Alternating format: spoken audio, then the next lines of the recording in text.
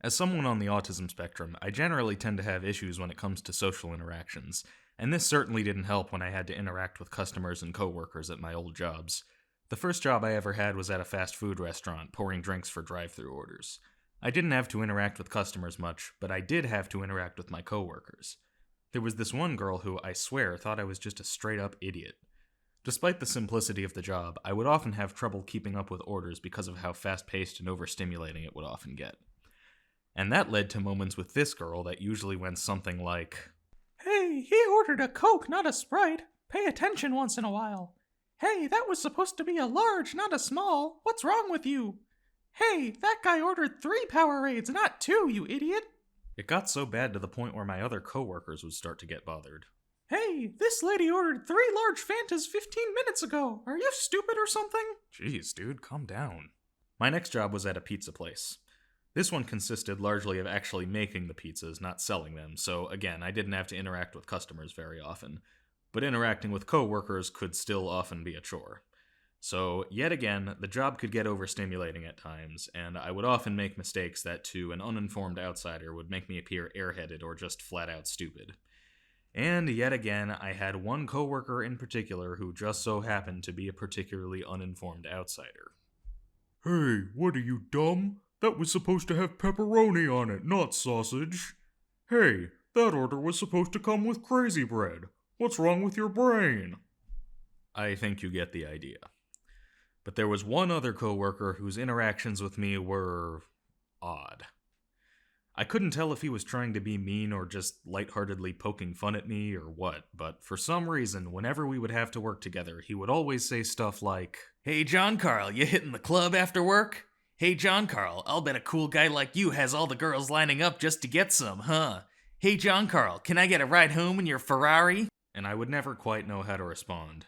I would always kind of just go, "Oh." I imagine the reason he said stuff like that is because of how ridiculously nerdy I was compared to everyone else there, and therefore the least likely out of all of them to hit the club after work, or own a Ferrari, or get tons of girls, or what have you. But I still couldn't ever quite tell what his intentions were, and that was made all the more confusing when one time a manager chimed in and said, "Come on, man, leave him alone." Like, it kind of felt like she was sticking up for me, but she was also laughing, so maybe she was, sarcastically joining in or something? I don't know. Anyway, my next job was at a movie theater. My duties there were taking tickets and working the concession stand, so this one was a lot heavier on customer interaction. That's not to say my interactions with my coworkers and managers were always pleasant, mind you. This job was probably the most overwhelming out of all of them, especially on Friday nights when a new blockbuster had just opened, and I wasn't always the best at comprehending and retaining all of the directions I was given. And it especially didn't help that many of them were given via a wireless radio system. "Hey, after we close down for the night, I'm gonna need you to sweep and mop the lobby, take out all the trash cans, clean all the soda fountains and popcorn machines, and help deep clean theaters 1 through 7. You got it?" Wait, what? Sorry, what am I doing again? What do I do after we close? "What's wrong with you, man? I just told you." So slow. And then there were the dreaded customer interactions. The worst among them were when I either said something too bluntly or forgot to make my tone of voice more animated and therefore came across as rude or snarky when I didn't mean it that way. I remember one time when I was taking tickets and a woman came up to me and fumbled through her purse for a few seconds. I figured she was probably looking for her ticket, but I wanted to make sure, so all I said was, I kid you not, "Hello, ma'am, do you have a ticket?" And then she says, quite angrily I might add, Yeah, I have a ticket." I was a little confused. I asked her if she was okay, and then she said, "Well, I was until you started giving me attitude." Honestly, I was shocked.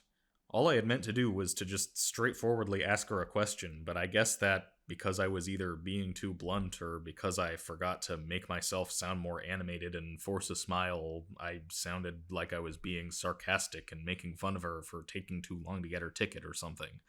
Honestly, I felt awful. I wasn't even sure what to say. Eventually, I kinda just went, "Sorry."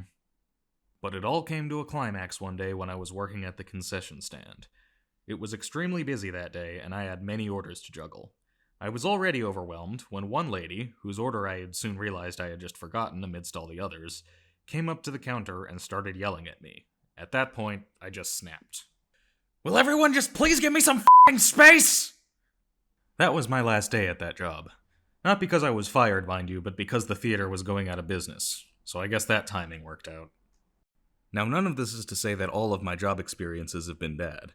At my next job, I was able to chat with my manager about being on the spectrum, and she was able to assign me to tasks that fit my skill set much better. And in the end, I think that's what matters most when it comes to helping autistic people in the workplace. Figuring out their strengths and weaknesses, and being able to work around them to make sure they get the most out of their job.